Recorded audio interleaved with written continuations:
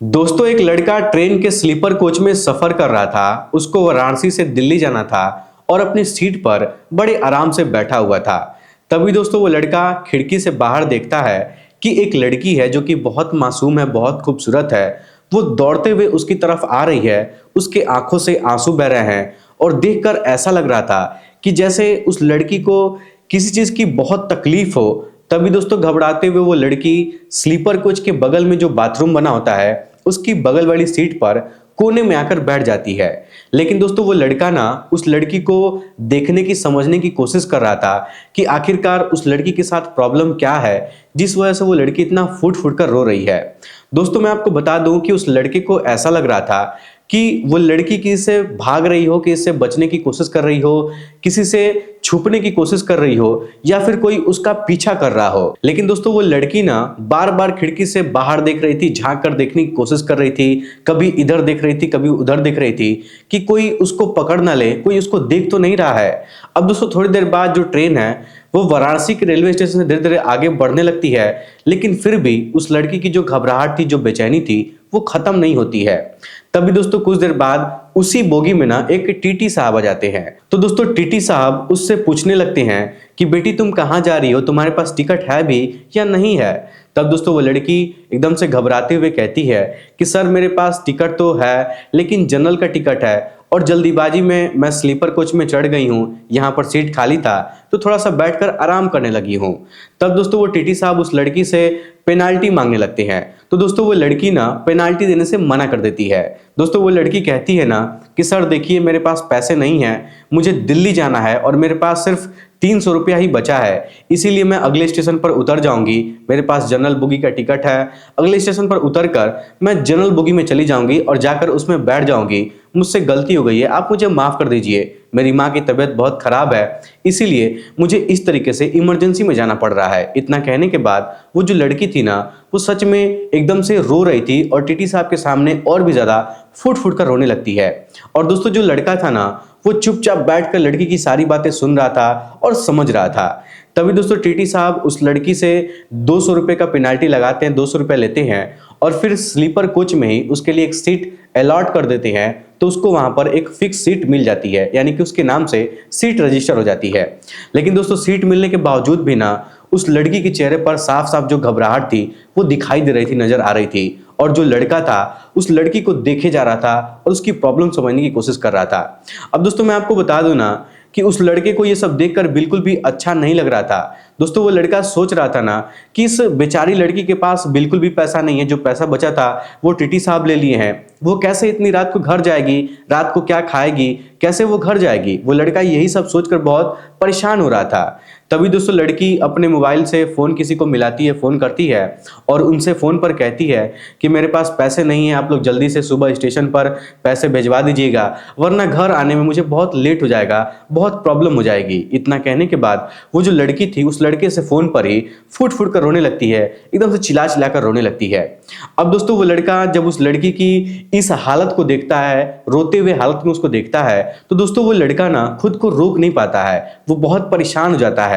वो लड़का अपने मन को इधर उधर भटकाने की बहुत कोशिश करता है लेकिन बार बार उस लड़की का चेहरा, उस लड़की का प्रॉब्लम, जो भी समस्या था उसकी आंखों के सामने दिखाई देने लगता है।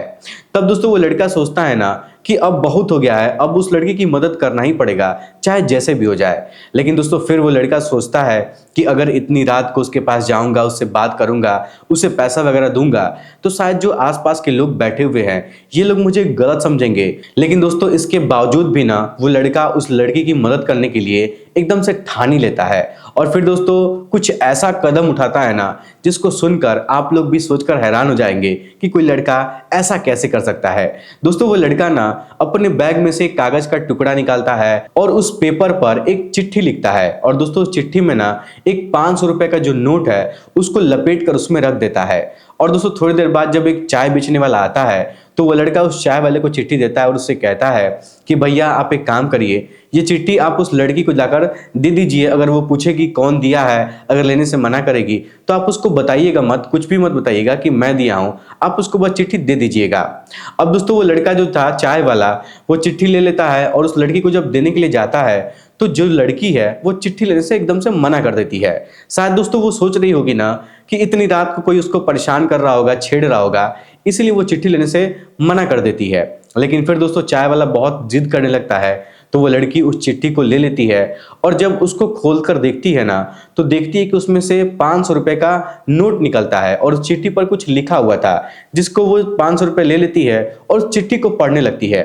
दोस्तों मैं आपको बता दूं ना कि उस चिट्ठी में लिखा हुआ था कि मैं तुमको काफी देर से परेशान देख रहा हूं और मुझे मालूम है कि किसी भी लड़की को इस तरीके से रात को चिट्ठी देना, उसको परेशान करना गलत बात है, और चिट्ठी में पैसा देना ये तो और गलत बात है। लोग मेरे बारे में बुरा सोचेंगे, बुरा समझेंगे, गलत समझेंगे, लेकिन मैं गलत नहीं हूं। मैं तुमको काफ़ी देर से परेशान देख रहा था, तुम रो रही थी, और कुछ देर पहले मैं तुमको फ़ोन पर बात करते हुए सुना है कि तुम्हारे पास घर जाने के लिए भी पैसा नहीं है, खाना खाने के लिए भी पैसा नहीं है, तुम बहुत परेशान हो, तो मैं तुमको कुछ पैसा दे दिया हूं ताकि तुम्हारी मदद हो सके और तुम सही सलामत अपने घर जा सको। और दोस्तों मैं आपको बता दूं ना कि जो वो लड़की है ना, वो जब पूरी चिट्ठी पढ़ती है तो पूरी चिट्ठी जो वो लड़का लिखा हुआ था ना, तो चिट्ठी के नीचे अपना नाम, अपना पता, अपने घर का पता वगैरह लिख दिया था और लिख कर कहा था ना कि अगर आप इस पैसे को वापस करना चाहती हैं तो इस पते पर आप मुझे भेज सकती हैं। अब दोस्तों वो लड़की पूरी चिट्ठी पढ़ने के बाद तुरंत क्या करती है कि इधर उधर बोगी में अपने देखने लगती है ट्रेन में कि आखिर वो चिट्ठी उसको कौन भेजा है, कौन लिखकर उसको दिया है। लेकिन दोस्तों काफी देर तक देखने के बाद भी उसको समझ में नहीं आता है। और दोस्तों वो लड़का जब देखता है कि लड़की चिट्ठी पढ़ ली है, इधर उधर अब देख रही है, तो जो लड़का है ना वो तुरंत चादर ओढ़कर एकदम चैन की नींद में सो जाता है और दोबारा उठकर देखने की कोशिश ही नहीं करता है कि वो लड़की उसको ढूंढ रही है कि नहीं ढूंढ रही है। इधर दोस्तों जो लड़की थी ना, उसके चेहरे पर हल्की सी मुस्कान आ जाती है, बहुत परेशान थी, उसके पास पैसा नहीं था, और वो लड़की थोड़ी सी चैन की सांस लेती है कि चलो अब मेरे पास पैसे का व्यवस्था हो गया है, अब मैं आराम से बिना झंझट के अपनी माँ से मिल लूंगी, घर पर पहुंच जाऊंगी। लेकिन दोस्तों धीरे धीरे जब 2 घंटे का वक्त गुजरता है ना, तभी दोस्तों उस लड़की के मोबाइल पर उसके भाई का फोन आता है और उधर से उसका भाई कहता है ना कि बहन, माँ हम लोग को इस दुनिया से छोड़कर चली गई है, वो इस दुनिया में नहीं है, यानी कि वो मर चुकी है। अब दोस्तों जब रात के 2 बजे के आसपास लड़की ट्रेन में अकेली थी और ट्रेन में उसको पता चलता है कि उसकी माँ गुजर गई हैं, तो दोस्तों वो लड़की ना रात को ही ट्रेन के अंदर फूट फूट कर चिल्ला चिल्ला कर रोने लगती है, जिस वजह से ट्रेन की बोगी में जो भी लोग सोए हुए थे उनकी भी नींद खराब हो जाती है, उनकी भी नींद खुल जाती है और वो सभी लोग उठकर उस लड़की से पूछने लगते हैं कि बेटा क्या हो गया है, तुम ऐसे रो क्यों रही हो। अब दोस्तों इसी बीच में ना वो लड़का जो था उसकी भी नींद खुल जाती है, और जब वो लड़का उठकर लड़की को रोता हुआ देखता है तो उसको देखकर और ज्यादा परेशान हो जाता है। लेकिन दोस्तों वो लड़का चाह कर भी उसके पास जाकर बात नहीं कर पाता है। अब दोस्तों धीरे धीरे आसपास के जो महिला लोग बैठे हुए थे, लड़के लोग, आदमी लोग बैठे हुए थे, जब वो लोग पूछताछ करते हैं तो उन लोग को पता चलता है कि इस लड़की की माँ गुजर गई है, इसलिए ये रो रही है। अब दोस्तों इस तरीके से ट्रेन में जो भी यात्री बैठे हुए थे वो सभी लोग लड़की को समझाते हैं, बुझाते हैं, शांत कराते हैं, और जब सुबह होता है तो वो लड़की दिल्ली के स्टेशन पर उतरती है और फिर अपने घर चली जाती है। लेकिन जब वो लड़का सुबह में उठता है और देखता है कि वो लड़की अपने सीट पर नहीं है, वहां से वो जा चुकी है, तो वो लड़का उस लड़की की सीट के पास जाता है तो देखता है कि उस सीट के ऊपर एक पर्ची पड़ी हुई थी। अब दोस्तों वो लड़का ना तुरंत उस पर्ची को उठाता है और जब उसको खोलकर उसको पढ़ने की कोशिश करता है तो दोस्तों उस पर्ची में ना वो लड़की कुछ लिखी हुई थी। वो लिखी हुई थी ना कि भाई साहब आपका बहुत बहुत शुक्रिया अदा है, आपका ये एहसान मैं ज़िंदगी में कभी भी नहीं भूल पाऊंगी। आज मेरी ज़िंदगी का ये सबसे दुख भरा दिन था, आज मेरी माँ इस दुनिया को छोड़कर चली गई है, और अगर आप मुझे पैसा नहीं दिए होते तो शायद मैं अपनी माँ से नहीं मिल पाती, मैं अपनी माँ से आखिरी बार उसकी अंतिम यात्रा में उसको नहीं देख पाती, उससे नहीं मिल पाती। आज आपकी मदद की वजह से मैं अपनी माँ को अपनी अंतिम विदाई में, उसकी अंतिम विदाई में अपनी आंखों से देख पाई हूँ। आपका बहुत बहुत शुक्रिया अदा है, मैं आपका पैसा आपको जल्दी लौटाने की कोशिश करूंगी। अब दोस्तों जब ये सारी बात वो लड़का पढ़ता है ना तो उसको सुकून मिलता है कि चलो वो लड़की जाते जाते मुझसे बात की है, और उसके चेहरे पर हल्की सी मुस्कुराहट आ जाती है। और दोस्तों वो लड़का ना कहीं उस लड़की से उस दिन के बाद से प्यार करने लगता है। अब दोस्तों इस तरीके से धीरे धीरे दिन गुजरने लगता है और धीरे धीरे करके 1 महीने का वक्त गुजरता है, 2 महीने का वक्त गुजरता है, और जो लड़का है ना वो अपने गांव के पोस्टमैन से लगातार मिलने जुलने लगता है, उनसे बात करने लगता है, उनसे पूछने लगता है कि अंकल जी कोई चिट्ठी तो नहीं आई थी, किसी लड़की की कोई चिट्ठी तो नहीं आई थी। क्योंकि दोस्तों वो लड़का था ना, वो सोच रहा था कि शायद वो जो लड़की है वो उसके बताए हुए एड्रेस पर चिट्ठी भेजेगी, उससे बात करेगी या फिर पैसा ही वापस कर देगी। अब दोस्तों इस तरीके से पूरे 4 महीने का वक्त गुजर जाता है, लेकिन कोई भी चिट्ठी उसके घर पर नहीं आती है। तभी दोस्तों एक दिन वो लड़का अपने घर से पैदल बाजार जा रहा था, तभी एक 4 व्हीलर गाड़ी उसके गांव वाले रास्ते से गुजर रही थी और आकर उसके पास रुक जाती है और गाड़ी से ड्राइवर पूछता है कि भाई साहब सुनील का घर किधर है। तब दोस्तों ये पूछता है कि आप उसका पूरा नाम बताइए, कौन सुनील की आप बात कर रहे हैं। तब दोस्तों वो ड्राइवर कहता है कि मैं सुनील पांडे की बात कर रहा हूँ, सुनील पांडे का घर कौन सा है। अब दोस्तों जब वो लड़का सुनील पांडे का नाम सुनता है तो वो कहता है कि हाँ भाई साहब बताइए क्या काम है, मेरा नाम ही सुनील पांडे है, मैं ही हूँ, आप लोग कौन है। अब दोस्तों मैं आपको बता दूं ना कि जो लड़की थी ना, वो लड़की अपने ड्राइवर को लेकर अपने गाड़ी के साथ उसके सुनील के गांव में आई हुई थी, उससे मिलने के लिए उसके घर पर जा रही थी। लेकिन जब सुनील की आवाज़ वो पीछे से गाड़ी में बैठी हुई सुनती है तो तुरंत गाड़ी से बाहर निकलती है और फिर सुनील को देखती है तो उसको गले से लगाकर फुट फुट कर रोने लगती है। दोस्तों उस समय ना सुनील एक पल के लिए उस लड़की को देखकर पहचान नहीं पा रहा था कि वो वही लड़की है, क्योंकि दोस्तों वहां पर पहली बार इन दोनों की मुलाकात हुई थी ट्रेन में और उसके बाद ये दोनों लोग कभी बातचीत नहीं किए थे, कभी आमने सामने नहीं हुए थे और ना ही एक दूसरे का फोटो देखे थे। ये दोनों बहुत दिनों बाद, कई महीनों बाद एक दूसरे से मिले थे। और दोस्तों मैं आपको बता दूं ना कि जो लड़की थी उसका नाम रवीना पांडे था और दोस्तों ये जो सुनील था ना, ये भी पांडे था, यानी कि दोनों एक ही बिरादरी के रहने वाले थे। लेकिन दोस्तों सुनील जब रवीना को अपने गांव में देखता है ना तो एकदम से खुश हो जाता है। अब दोस्तों सुनील जो है खुशी खुशी अपने उस फ्रेंड को, अपनी मंगेतर कहो या फिर उसकी गर्लफ्रेंड कहो, उसको घर पर लेकर जाता है, अपने माता पिता से मिलवाता है, अपनी बहन से मिलवाता है और उस दिन के बाद से दोनों के बीच में मोबाइल नंबर एक्सचेंज होता है, बातचीत शुरू हो जाती है।